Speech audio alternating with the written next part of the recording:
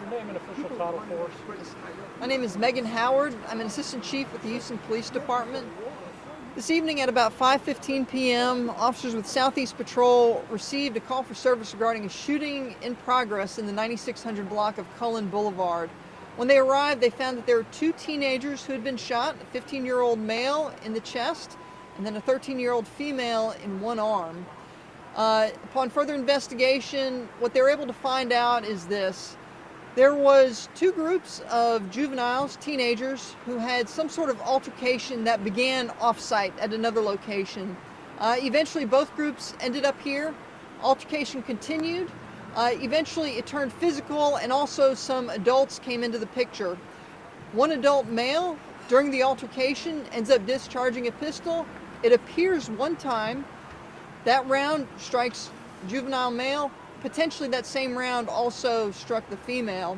At that time, the crowd disperses and officers arrive. That's where they find our two complainants, two teenagers who have been shot.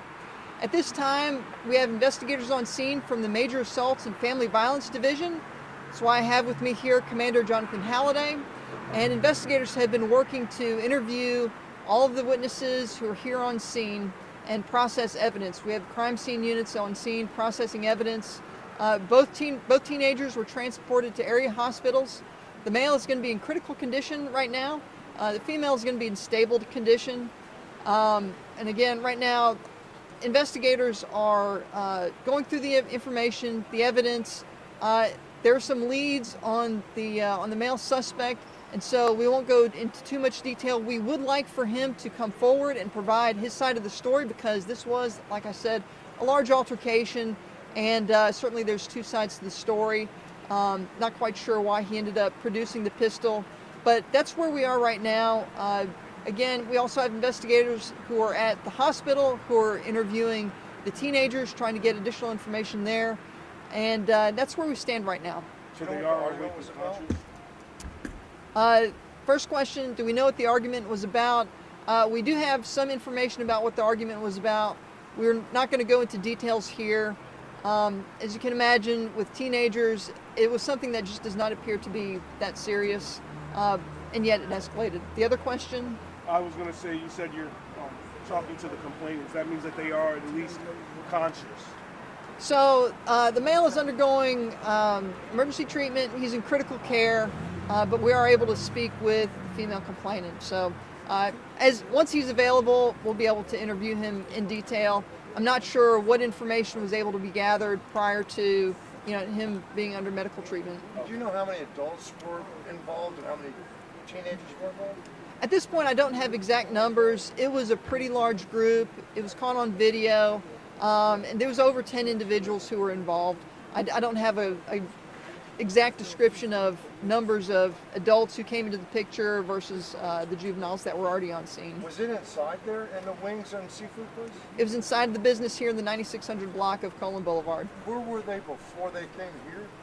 It's going to be just down the road a little bit, and that's all I have with respect to where it physically started. We talked to people who said that they were here and saw what happened, and that the altercation was, like you said, between two groups of juveniles, but then all of a sudden, a grown man, approximately 35 to 40, just comes in with a gun.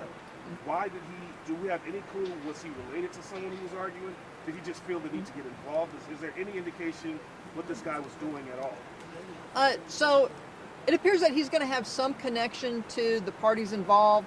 And again, we're trying to get good quality statements, so we don't want to taint other witnesses' statements at this point. But it does appear that there's some sort of connection, and we're working to solidify leads on his identification and figure out how exactly he ended up in that position. I know this is a close-knit community, even though it's a fairly large community, but do you want us to put out a suspect description, or do you guys want to work that and not scare them off? And at this point, we don't think it's necessary to put out a suspect description. He's, like I said, we believe he's going to be known to the parties here, and we're working on those leads. We do want him to come forward, certainly, to provide his side of the story. Like I said, on camera, you can see that there's a physical altercation, and it's very important that we find out what he has to say, what he perceived, and how he ended up in that position. Was he the only person that had a gun, that had a weapon? So it appears that he's the only one who discharged a weapon at this point, only one that we've seen, but it's early, haven't been able to go frame by frame through video, anything of that sort, but he's the only one confirmed to have produced a pistol and discharged it. How did he leave? Did he leave in a vehicle or run off? Or? He left in a vehicle. We have a vehicle description, but again, at this point in the investigation, we're not prepared to release that. Again, we just want this individual to come forward and provide his side of the story. When you look at the whole situation kind of in its totality, how would you describe it? I mean, it sounds like you kind of referenced before it was kind of silly, or whatever the original argument was kind of petty, not that important, and then all of a sudden something like this happens. How would you kind of sum the whole thing up?